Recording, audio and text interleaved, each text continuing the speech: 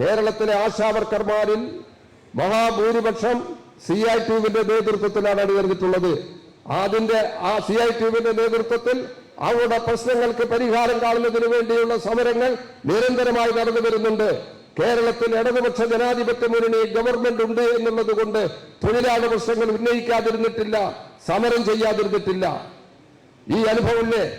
ഏതെങ്കിലും ഇതുപോലുള്ള സമരങ്ങളെ സഹായിക്കാൻ കേരളത്തിലെ ഏതെങ്കിലും ചാനലുകൾ കൈരളി മാറ്റി നിർത്തിയാൽ, ദേശാഭിമാനി പത്രം മാറ്റി നിർത്തിയാൽ, അല്ലെങ്കിൽ ജനയുഗം മാറ്റി നിർത്തിയാൽ വേറേത് പത്രം, വേറേത് ചാനൽ തൊഴിലാളികളെ സഹായിക്കുന്നതിന് വേണ്ടി ഉണ്ടായി?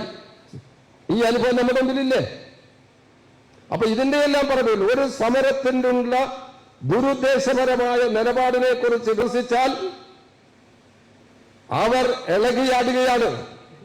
ഒരു ഘട്ടത്തിൽ ഏഷ്യാനെറ്റ് സഖാവ് എളമരം കരീം ഇവിടെ നടക്കുന്ന ഒരു സമരവുമായി ബന്ധപ്പെട്ട് എളമരം കരീമിന്റെ മുഖത്തടിച്ച് അടിച്ചു പരത്തി രക്തം വരുത്തിക്കണം എന്ന് ആഹ്വാനം ചെയ്ത ഒരു ചാനൽ ഈ കേരളത്തിലുണ്ടായി. അന്ന് കേരളത്തിലെ തൊഴിലാളി വർഗം എങ്ങനെ പ്രതികരിച്ചു എന്നുള്ളത് ഈ കേരളത്തിന് മുന്നിലുള്ള അനുഭവമാണ്. ഇത്തരമൊരു നിലപാടിലേക്ക് ഇപ്പോൾ കൊണ്ടുവരുന്നതിന് വേണ്ടി അതിനൊരു ചാനൽ വേദിയൊരുക്കി കൊടുക്കുകയാണ്.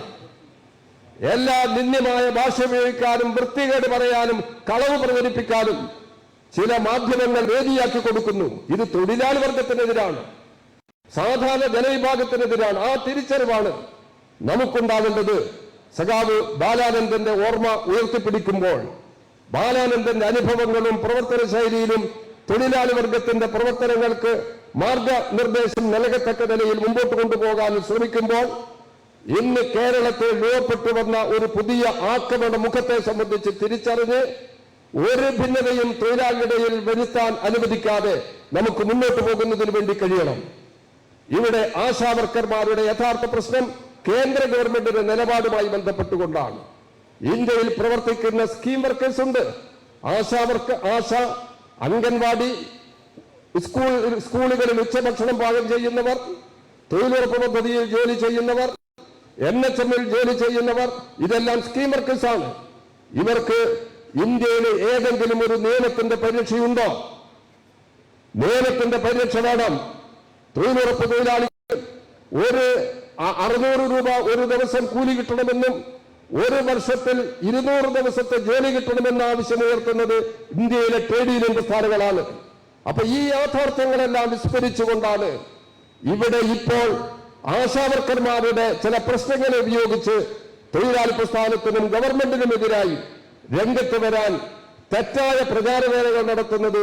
ഏതാനും മാധ്യമങ്ങളുടെ സ്വാധീനമുണ്ടെങ്കിൽ എന്തും ചെയ്യാം എന്ന ഒരു നില ഈ പ്രശ്നങ്ങൾ വരുത്തുന്നത് ശരിയല്ല.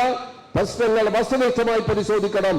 ഇവിടെ ആശാവർക്കർമാരുടെ പ്രശ്നങ്ങൾക്ക് കേന്ദ്രതലത്തിൽ പരിഹാരമുണ്ടാക്കുന്നതിന് വേണ്ടിയുള്ള ശ്രമത്തിന്റെ ഭാഗമായി ആശാ വർക്കേഴ്സ് ഫെഡറേഷൻ കേരളത്തിൽ തുടർന്നുള്ള നാളുകളിൽ പ്രക്ഷോഭ സമരങ്ങൾ കേന്ദ്ര ഗവൺമെന്റ് ഓഫീസിന് മുമ്പിലേക്ക് നടത്തുന്നതിന് വേണ്ടി തീരുമാനിച്ചിട്ടുണ്ട്. ഇതിന് ഐക്യദാർഢ്യമായി പ്രവർത്തിക്കാൻ CITUവിന്റെ എല്ലാ യൂണിയനുകൾക്കും കഴിയണം. ബഹുജന പ്രസ്ഥാനങ്ങൾ സഹകരിക്കണം. ആ നിലയിൽ ഈ തൊഴിലാളിയുടെ യഥാർത്ഥ ജീവിത പ്രശ്നങ്ങൾ എന്താണെന്ന് ജനങ്ങളുടെ മുമ്പിൽ പറഞ്ഞ് ആ പ്രശ്നങ്ങൾക്ക് പരിഹാരം കാണുന്നതിനുള്ള കേന്ദ്ര ഗവൺമെന്റിന്റെ നിലപാടുകൾക്കെതിരെ കേന്ദ്ര ഗവൺമെന്റിനെ കൊണ്ട് അനുകൂലമായ നിലപാടുകൾ സ്വീകരിപ്പിക്കത്തക്ക നിലയിലുള്ള സമരങ്ങൾ ഇതിന്റെ ഭാഗമായി ശക്തിപ്പെടുത്തേണ്ടതുണ്ട്.